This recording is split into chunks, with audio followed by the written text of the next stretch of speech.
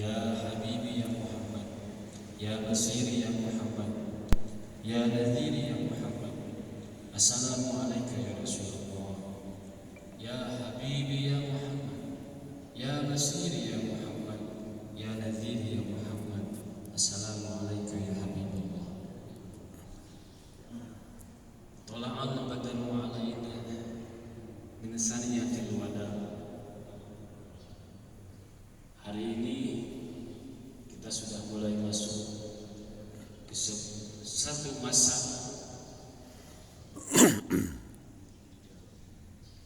bulan yang menjadi titik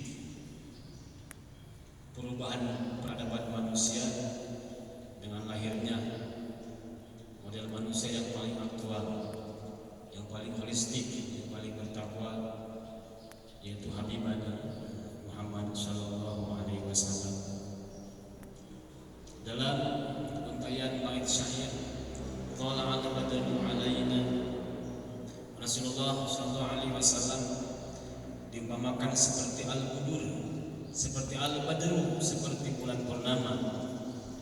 Bulan purnama tidak memiliki cahaya sendiri. Bulan hanya bisa memantulkan cahaya sang matahari. Ketika bumi dalam kegelapan, pertengahan bulan datanglah bulan purnama yang memantulkan cahaya matahari menerangi manusia di kegelapan malam. Al-Badr, bulan purnama. Namun selepas itu bulan purnama pun akan kembali menghilang, meredup, dan tinggallah bintang-bintang yang menerangi manusia di kegelapan malam. Bintang-bintang adalah mereka yang menjadi pewaris para nabi. Ketika Rasulullah wafat, maka cahaya bulan itu pun menghilang, digantikan dengan kelipan bintang-bintang. Ketika kita tidak bisa menjadi cahaya bulan, maka diharapkan kita bisa menjadi bintang-bintang yang bersinar menerangi kegelapan malam. Malam itu diumpamakan seperti kegelapan manusia, kegelapan dunia materi. Tugas para nabi yukhrijuhum minadz zulumati ilan nur. Tugas para nabi adalah mengeluarkan manusia dari kegelapan materi menuju cahaya nurani. Rasulullah adalah manusia yang paling bertakwa.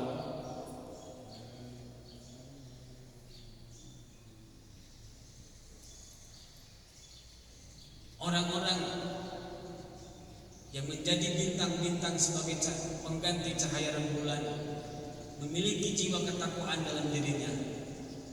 Yang pertama, allazina yu'minuna bil ghaibi. Orang yang bertakwa adalah orang-orang yang beriman kepada yang gaib. Yang gaib adalah sesuatu yang tidak terkonsepsikan oleh manusia. Allah Subhanahu wa taala berfirman, la tudrikul absar wa huwa yudrikul absar wa huwa latiful khabir.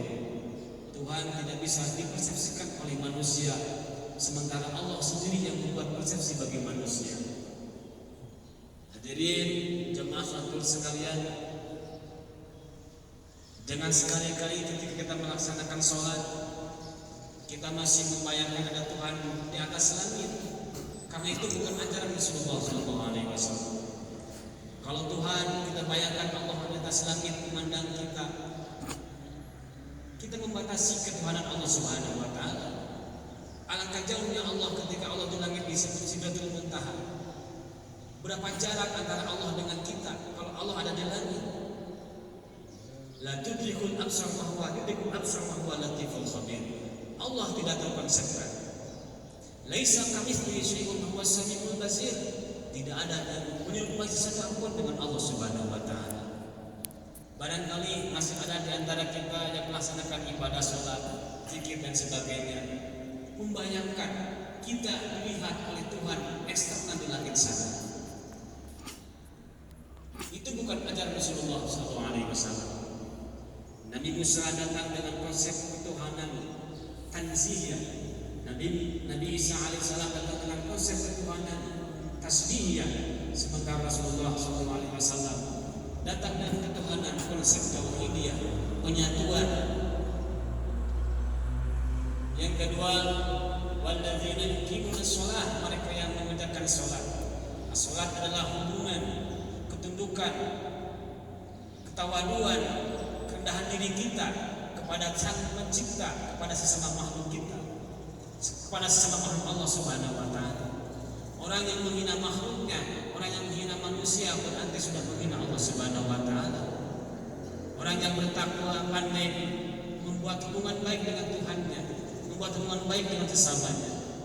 Wa mimma razaqnahum yunfiqun, orang-orang yang bertakwa adalah orang yang menginfakkan sebagian rezekinya.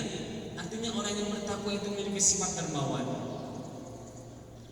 Sebanyak apa ibadahnya, ritual yang kau lakukan ketika tetangga kita kelaparan, sebanyak apa tahajud yang kau laksanakan ketika bawahanmu kelaparan, kamu hanya berpura-pura beragama.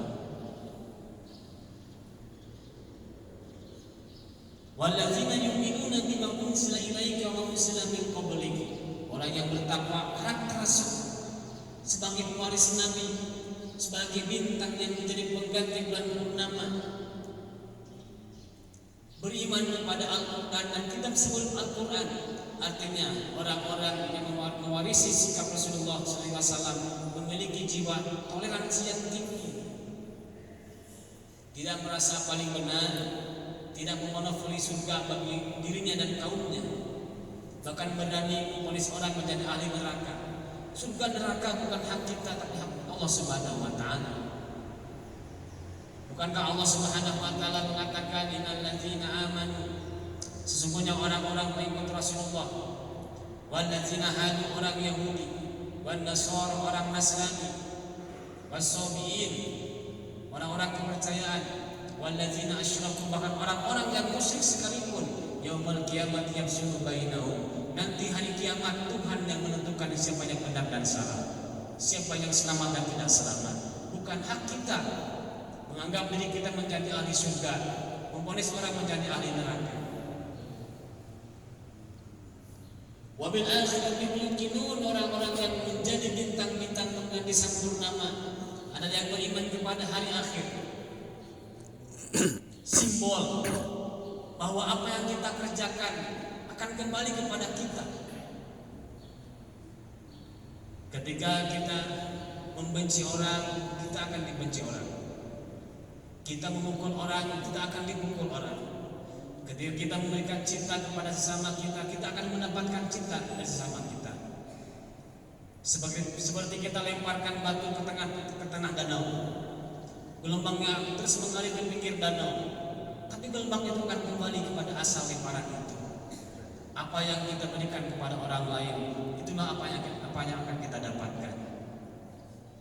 Ukuran ketakwaan seseorang bukan dari kuantitas ibadah ritualnya sampai bertengkar tentang hukum fikih, cara-cara ibadah sholatnya, sehingga melupakan esensi dari ibadah itu. Hasil dari sholat itu apa? Tercermin dari bagaimana dia berperilaku sosial yang baik. Agama datang untuk memanusiakan manusia. Ya Habibi ya Muhammad, ya Basir ya Muhammad, ya Nazir ya Muhammad. Assalamualaikum ya Rasulullah, ya Habibi ya Muhammad, ya Basir ya Muhammad, ya Nazir ya Muhammad. Assalamualaikum ya Habibullah. Mudah-mudahan kalau kita tidak bisa menjadi bulan purnama, jadilah bintang-bintang yang berkelipat menerangi kegelapan hati manusia. Assalamualaikum warahmatullahi